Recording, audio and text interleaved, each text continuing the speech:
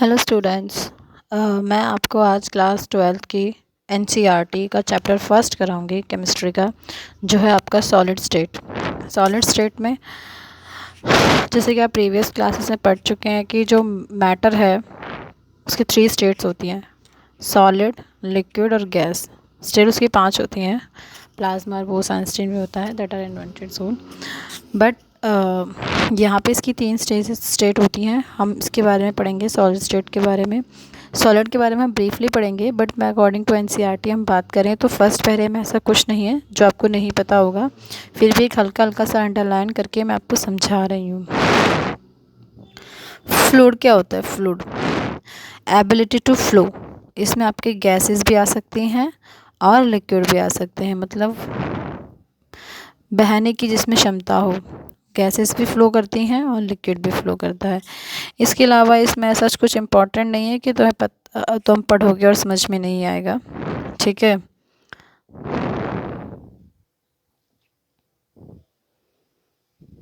Next देखते हैं। हाँ,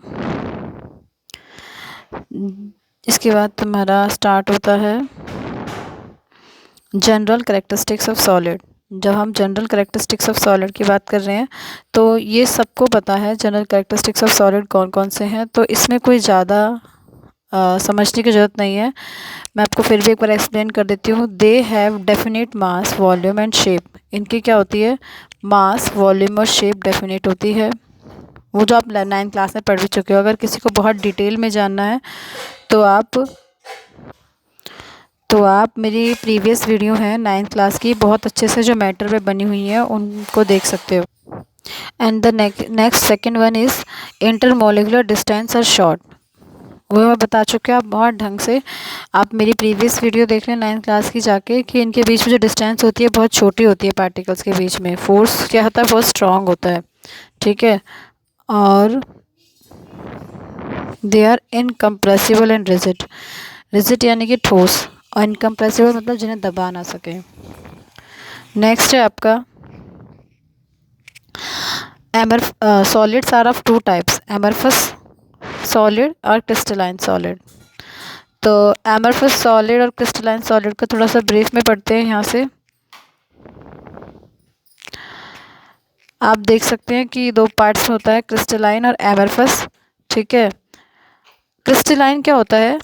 इसकी क्या होती है? लार्ज एटम्स जो होते हैं रेगुलर पैटर्न में होते हैं, बट एमरफस क्या होता है? इरेगुलर पैटर्न में होते हैं। देखो आप डायग्राम भी देख सकते हो, आपको दिख रहा है ये क्रिस्टलाइन है, ये एमरफस है आपका।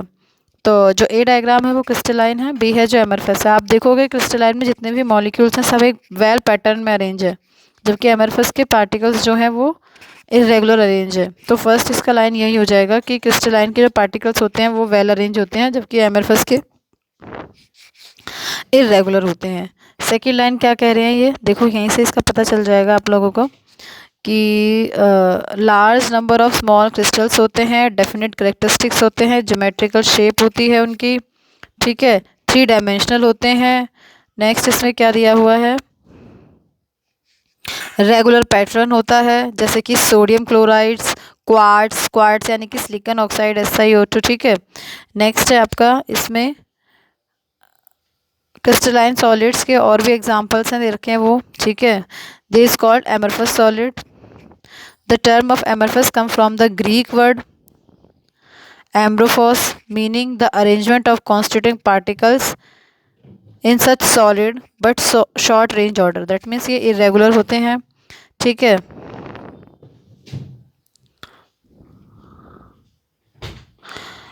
यहाँ पे देखो द स्ट्रक्चर ऑफ क्वार्ट्स जो होते हैं क्रिस्टलाइन होते हैं, और क्वार्ट्स ग्लास, ठीक है, यानी कि एमरफस। आपको दोनों की स्ट्रक्चर दे रखी है, देख रहे होंगे आप, एक रेगुलर है और एक इरेगुलर है, ठीक है। While the two structure are almost identical in the case of range order, the structure of amorphous solid is similar to the liquid due to the difference in the arrangement of the constituting particles. आप देख रहे हो arrangement से ऐसा लग रहा है कुछ लिक्विड रहेगा, क्योंकि इसके जो पार्टिकल्स हैं वो डिफरेंट रेंज के हैं। तो इसको पहरे को समझने के बाद यहाँ पे देखिए और थोड़ा सा डिफरेंस बताया हुआ है इन्होंने कि जो क्रिस्टलाइन होते हैं तुम्हारे, जो क्रिस्टलाइन होते हैं उनका शार्प मेल्टिंग पॉइंट होता है, क्योंकि देखो आप देखो वो वेल डिफाइन है, उनके स्ट्रक्चर्स जो है बिल्कुल रेगुलर हैं, तो उनका मेल्टिंग पॉइंट भी कैसा होगा, शार्प होगा। On the other hand amorphous are the soft, amorphous क्या है, सॉफ्ट है तुम्हारे, ठीक है। नेक्स्ट है इसमें तुम्हारा और भी इसमें आप एग्जांपल ले सकते, देखो और क्या है इसमें,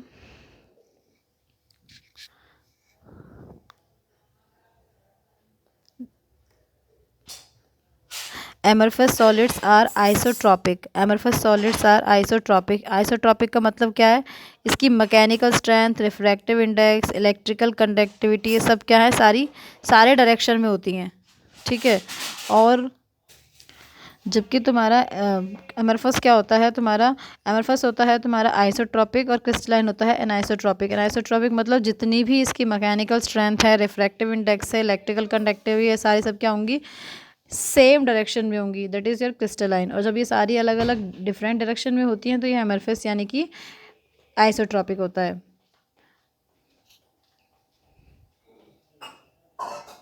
नेक्स्ट देखो इनका डायग्राम, ये डिफरेंस दे रखा है, difference between crystalline and amorphous. तो जो मैंने अभी पढ़ाया है सब उसी में से ही है। पहले शेप एंड साइज़ का देख लो कि इसकी रेगुलर शेप होती है, इसकी रेगुलर होती है, इसका शार्प मेल्टिंग पॉइंट होता है, इसका सॉफ्ट होने के कारण मेल्टिंग पॉइंट वेरी करता है। इसे अगर किसी पीस से काटेंगे तो ये 2 पार्ट्स में कट जाता है, ऐसे इक्वल इक्वल में ही, बट ये इक्वल पार्ट 2 पीसेस में नहीं कट सकता क्योंकि it has not a definite shape. Heat of fusion, इसका डेफिनेट हीट ऑफ फ्यूज़न होता है, इसका नहीं होता। हीट ऑफ फ्यूज़न समझते हो ना आप, आपने नाइन्थ क्लास में पढ़ रखा है कि फ्यूज़न मतलब कि जब आपका सॉलिड जो है लिक्विड में चेंज हो बट एक फिक्स टेम्परेचर पे हो, टेम्परेचर वेरी ना करे आपका, जिसे कहते हैं हिडन हीट, हिडन हीट। आगे आइसोट्रॉपिक, जो आपका क्रिस्टलाइन होता है वो एनाइसोट्रॉपिक होता है, अमरफस एनाइसोट्रॉपिक होता है। ट्रू सॉलिड होते हैं ये सूडो सॉलिड होते हैं, सूडो सॉलिड मतलब फाल्स सॉलिड हैं ये सॉलिड बट इनका वर्क जो है लिक्विड जैसा होता है। ये लॉन्ग रेंज ऑर्डर होते हैं, ये शॉर्ट रेंज ऑर्डर होते हैं। तो ये इसके डिफरेंस हैं, बहुत इंपॉर्टेंट टॉपिक है, ये कर लेना आप, क्योंकि आप लोगों का पेपर जो है एमसीक्यूज़ में आएगा तो इस तरह से तो लिखना आएगा नहीं। अगर आपका थ्योरेटिकल पेपर आएगा तो आपको लिखने के लिए देता है difference between crystalline and amorphous, but अभी क्या है आपका थ्योरी एमसीक्यूज़ का पेपर आएगा तो आपको ये लिखने के लिए तो देंगे नहीं। नेक्स्ट देखो, नेक्स्ट क्या है, वाई आर सॉलिड रिजिड। पहला क्वेश्चन है सॉलिड रिजिड क्यों होते हैं, जो 9th क्लास में पढ़ा था, because it have definite shape and definite volume. Next है why do solids have definite volume, solids की डेफिनेट वॉल्यूम क्यों होती है, because it can not change its shape and its is fixed in their mass, ठीक है। आगे है crystalline of the following amorphous और crystalline solid, classify the amorphous on और क्रिस्टलाइन सॉलिड। ये जो सारे आपको एग्जाम्पल दे रखे हैं इनमें आपको क्या करना है, क्रिस्टलाइन को अलग करना है और एमरफस को अलग करना है। Refractive index of solid is observe at the same value in all direction, comment the nature. ये कह रहे हैं कि रिफ्रैक्टिव इंडेक्स जिनका सारी डायरेक्शन में सेम होता है उसे क्या कहते हैं, क्रिस्टलाइन कहते हैं या एमरफस कहते हैं। दूसरा, जब आप उसकी क्लीवेज प्रॉपर्टी में जब आप उसे काटते हैं कोने से तो वो क्या होता है, इक्वल 2 पार्ट्स में डिवाइड होता है या नहीं होता है। एक्चुअली इस क्वेश्चन में दे वांट्स टू नो कि वेदर इट इज़ क्रिस्टलाइन और एमरफस, तो ये आपको करना है। नेक्स्ट है आपका इसमें classification of crystalline solid. Classification of crystalline solid में क्या है, क्लासिफिकेशन ऑफ क्रिस्टलाइन सॉलिड आपके यहाँ पे बताए हुए हैं, आप देखेंगे 4 टाइप्स के बताए हुए हैं। मैं देख रही हूँ नीचे एक मिनट टेबल, ये टेबल भी मैं भी करा ही दूँगी आपको।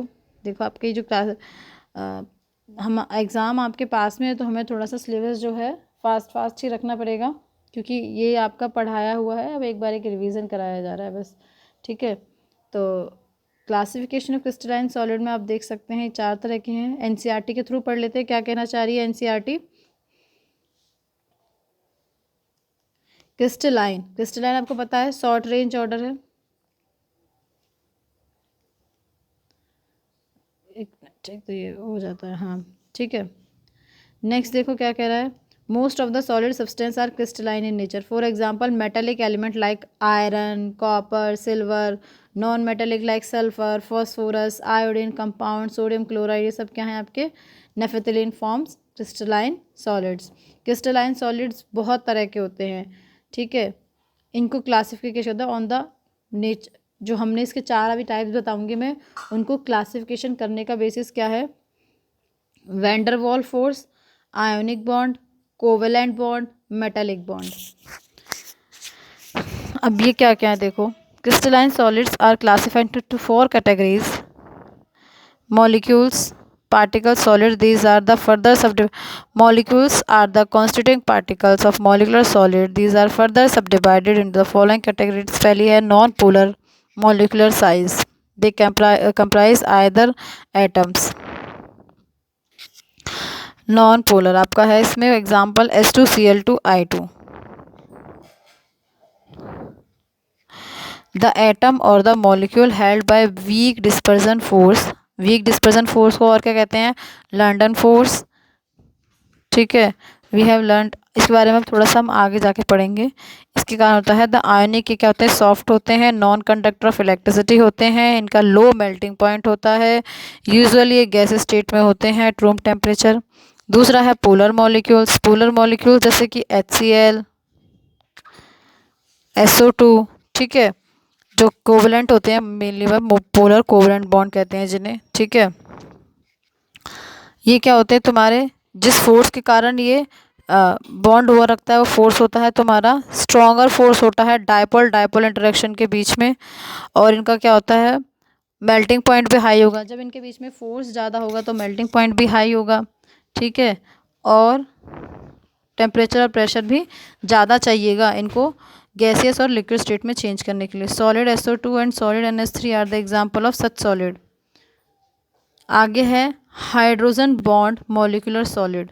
हाइड्रोजन बॉन्ड मॉलिक्यूलर सॉलिड मतलब जो भी मॉलिक्यूल्स हाइड्रोजन के साथ बॉन्ड बनाते हैं, लाइक HF, HO, HN, मतलब HN मतलब NH3, HF से मतलब HO से मतलब H2, इस तरह के.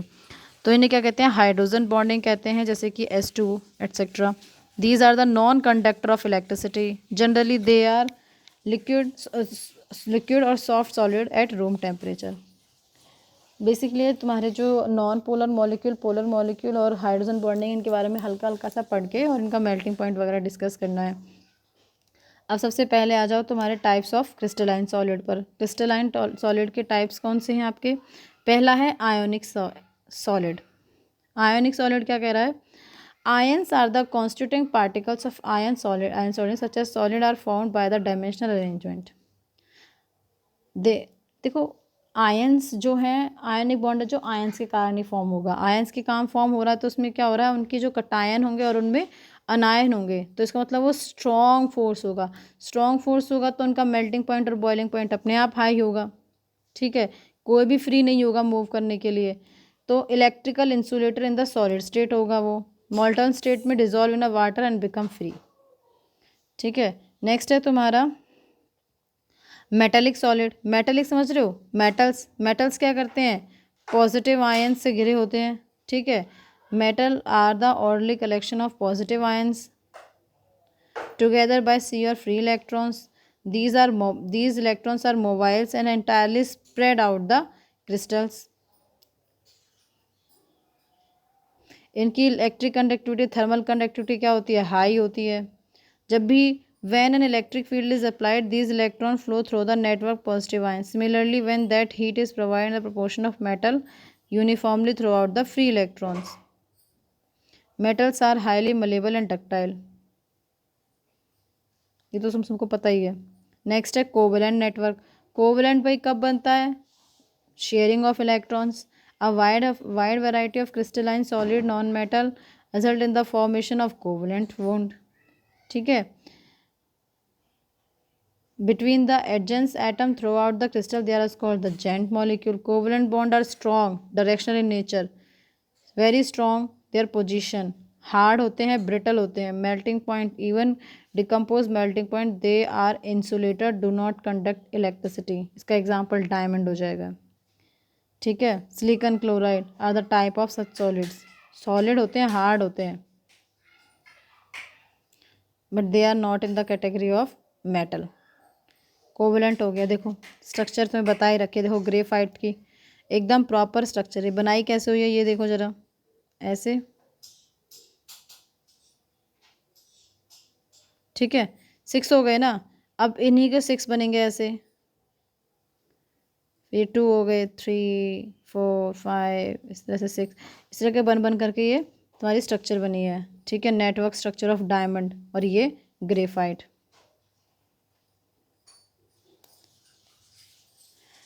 नेक्स्ट ये टेबल लास्ट, बस फिर इतना ही बहुत है आज के लिए, कल देखते हैं। ये टेबल देख लो, हमने यहाँ 4 तरह के बॉन्ड्स की, सॉलिड्स की बात की, molecular solid, ionic solid, metallic solid और covalent network solid. Molecular solid 3 तरह के, नॉन पोलर, पोलर और हाइड्रोजन बॉन्ड। नॉन पोलर में कौन से आए, जैसे H2, Cl2, I2, इस तरह के, ठीक है। ये कैसे होते हैं, सॉफ्ट होते हैं, होते क्या हैं, इंसुलेटर होते हैं, इनका मेल्टिंग पॉइंट बहुत कम। फिर आते हैं तुम्हारे पोलर, जैसे HCl, SO2, ये भी सॉफ्ट होते हैं, इंसुलेटर होते हैं, बट मेल्टिंग पॉइंट लो होता है, बहुत लो नहीं होता। फिर आते हैं आपके hydrogen bond, H2O, HF, HN3, ठीक है।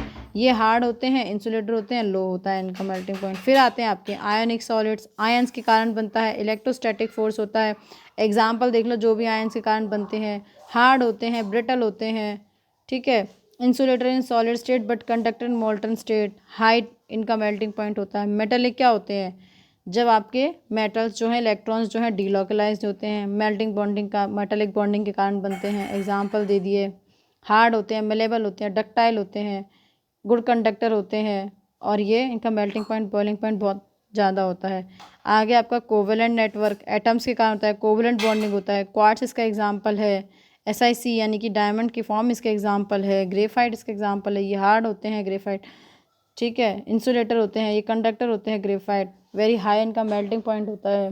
बस यहाँ तक की टेबल कर लेते हैं, बाकी हम कल के लेक्चर में देखते हैं क्या करना है इससे अगला। एक एक दिन में हमें आधे आधे घंटे की क्लास तो लेनी पड़ेगी, ताकि जल्दी से तुम्हारा चैप्टर ख़त्म हो सके। आज के लिए इतना ही बहुत है।